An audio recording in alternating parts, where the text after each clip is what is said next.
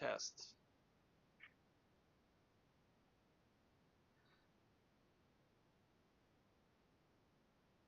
Test one.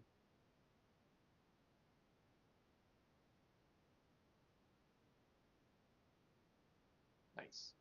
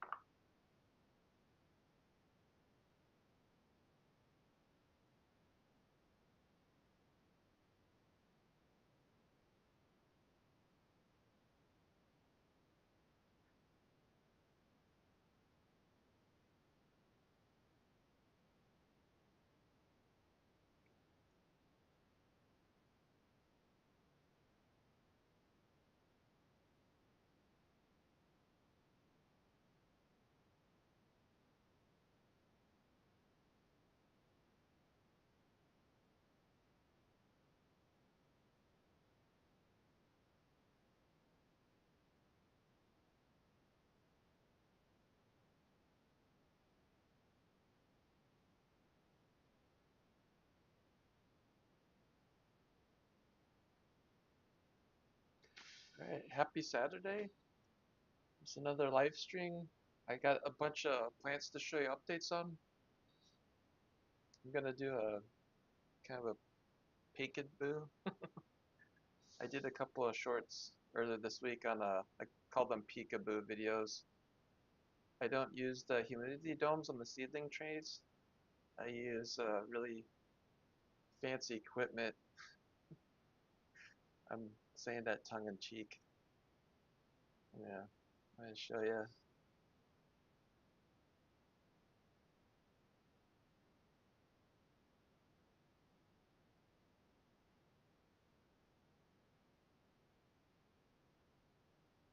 There you go. Here's my fancy equipment here. I did a video on here earlier this week with this seed tray. I called it a peekaboo video, and I actually see stuff growing in here now, so you can kind of see what's growing. So you'll see a lot of these seed trays with the humidity domes for sale online in stores. You don't need to buy those. If you have a high quality seedling tray like these ones, these are wind strip trays from Never Sink Farms. They're air prune trays, so you see on the bottom they're open like that. The best part about this that I like is that they bottom water, so I never have to put water up on the top, which is convenient because if you get too much water up on the top of these trays, you can get some fungal problems, and they work very well. I've been using them for about 4 years now. I've been really, really happy with them. One of the other keys to success here is a fan like that. I didn't use a fan until about 5 years ago, and I realized the importance of keeping moving over seedlings when they're at this stage. So I'm gonna take my handheld phone here and just kind of walk around what we got. This week's gonna be a big push because I have a lot of warm season plants starting, like tomatoes and peppers. But this tray's got a bunch of little seedlings going, various stages. There's some leafy greens on there. And this one's a week older than that one. These are a bunch of edible flowers. These are what nasturtiums look like at about 2.5 weeks. Some broccoli and cabbage, and then this is the purple cabbage. So the stage of growth for these seedlings right here, they're not huge. Some of them still have their seedling leaves. So like right here, these are the seed leaves, or what we call seed leaves. Over here on this cabbage, these are seed leaves, and then these leaves right here, this is what we call the true leaves.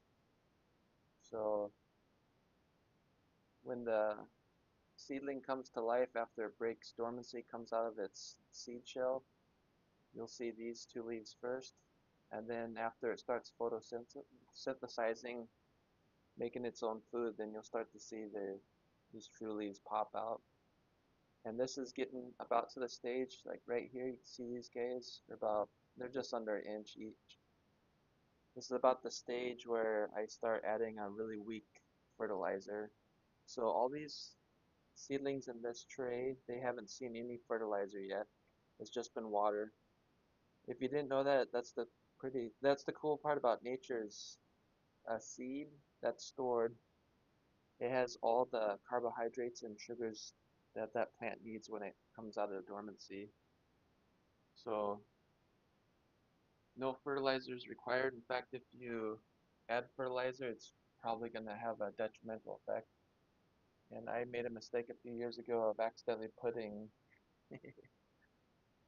water from that onto the seedlings. That's why it says fertilizer now. I had a problem for about 3 weeks where I accidentally put a fertilizer mixture or solution on the plants, and they didn't die, but they were very unhappy for a while until I was able to rinse it out with a soil solution, and then they were able to recover. But once the seeds break dormancy, they don't need any fertilizer. You see what these guys are? They just broke dormancy. They're just coming to life. And then over here, I got carrot seeds that I started the wrong way. This is how I start carrots, which looks insane because nobody talks about that, but that's how I do it. And then I have my strawberry plant. Should be a couple of fruits in there. Let's see, move that. Oh yeah, I got a big boy right there. That is a big, that's the first fruit of the year on this plant. You can see how big that is. It should be ripe by the end of the week. This is called All Star. But anyway, that's the update on what's happening here so far. This is the slow start, but we're just about past the slow start of the year. Okay, that part of this is always like show and tell. And so those are the trays that are run right now, mostly with the early season leafy greens like cabbage, broccoli. They take a while to develop.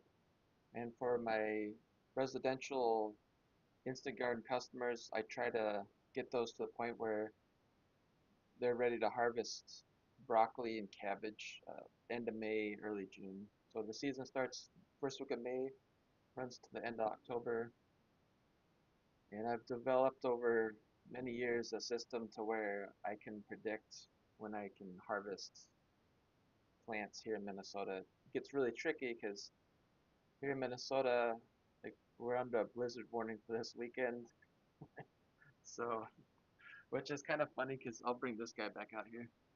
Which is kind of funny because I don't know how many other growers in Minnesota have strawberries that are already bearing fruit. This is a June bearing strawberry plant too. I didn't mention that, but we're under a blizzard warning for this weekend. Foot of snow maybe or more, and I got strawberries that are about ready to eat here.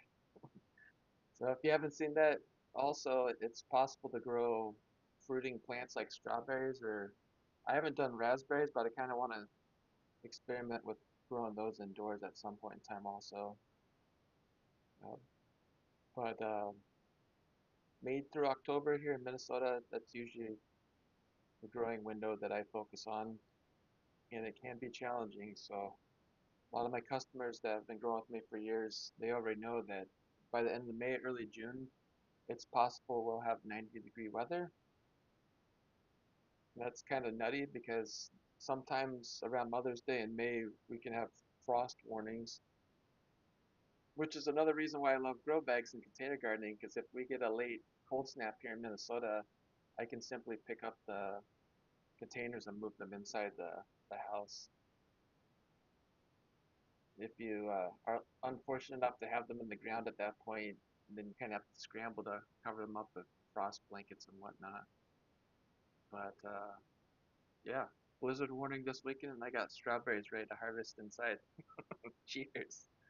So I'm kind of curious, what are you guys growing this year? Any Minnesota growers in there? Drop it in the comments. Like I mentioned, peppers and tomatoes are starting up this week. I'll do more videos on those. I built a homemade germination chamber quite a few years ago now, and I can do about 16, usually about 16 to 20 racks at a time. So that's 20, 10 by 20 trays. I'll put this back on so you can see that. So these are 10 by 20 trays, or what's called 10 by 20 trays. So these are what I'll start my peppers and tomatoes in. These are 128 cells. I'll do the peppers and tomatoes in 72 cells.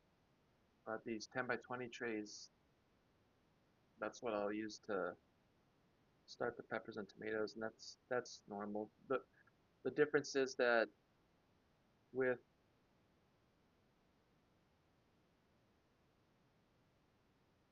okay, there we go. I got that put back. The difference is the 72 they got a little bit more space, and then I don't know if you haven't used heat heat mats, you'll see advertisements for that too, for peppers and tomatoes especially. But what I found with peppers is the hotter the pepper in Scoville units, so Carolina Reapers, those peppers, those need more heat than say a jalapeno or a cayenne pepper to germinate. And if they don't have the hotter heat or warmer heat, they'll take longer. So habaneros at about 85 degrees, from the years I've been doing this, I can usually get them to germinate in about 5 days. Most of my tomatoes will germinate in 3, jalapenos like 2 or 3. But 85 degrees is where I usually keep my germination chamber for doing the warm season plants. So if you're gonna start peppers or tomatoes, and this is the first year that you've experimented with those or try to grow them out from seed, you absolutely need a warm spot. 85 degrees is a great temperature to shoot for. If you got a heat mat that does that, awesome. I don't expect you to build a germination chamber like I have, but I had to do that because I didn't want to spend the money on getting a bunch of heat mats. So you'll see with the bigger plant nurseries, they'll have germination chambers.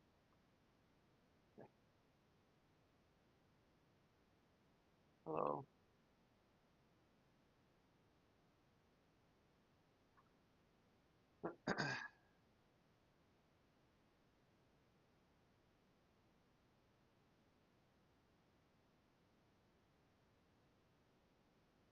So if you're just joining, what are you growing this year?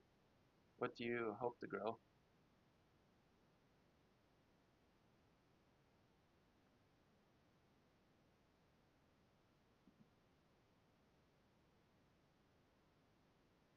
Okay, a couple other things to talk about. Since we're getting a blizzard warning tonight into tomorrow, it's possible we're gonna get a foot of snow or more. So usually when we get to April or so here in Minnesota, the snow doesn't stick around forever. But it is something to think about is having a game plan for when the snow finally melts off. Because like I said earlier, we can have crazy weather in April and May. So if you're gearing up to transplant stuff like these guys right here, I'll cut to it again. If you want to transplant these guys out once the snow melts, it's ready. It's better to prepare now and have your game plan set to get these guys outside rather than scrambling once the snow melts off. So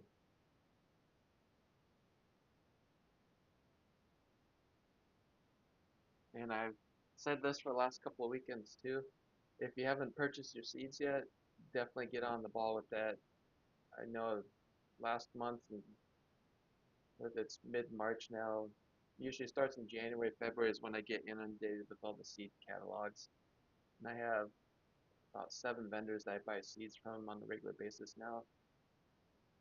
As my plant nursery grows, I get more and more from Johnny Selected Seed. They're one of the bigger commercial seed companies. I don't have any of the seed pouches here. That's all right. But Johnny's is a good one. High Mowing Organic Seeds is another one. They're out in the East Coast. Um, but yeah, if you don't have seeds, get your seeds. The best part about starting plants from seeds like we do here is it's almost a bottomless well on plant varieties. So if you're typically buying plant starts from like a Home Depot or another big box store, that's fine. But I encourage you to venture out and start seeds at some point in time because that unlocks a whole new world of possibilities, especially with varieties that aren't necessarily sold at the big box stores. They usually sell the popular ones, um, but for all intents and purposes, a lot of the plant varieties I grew out here are dwarf miniatures, and they're just not available at the big retail nurseries and the big box stores anyway. Um, just part of the process. But I'm gonna kill the live stream here because I got a ton of work to do. I'll be doing live streams throughout the week so you can see what's going on here at the plant nursery. If you got any questions, just drop them in the comments. I'll look forward to answering those at some point in time. But until next weekend, have a great week. And if you're in Minnesota, have fun building some snowmen tomorrow when we get the snow blizzard.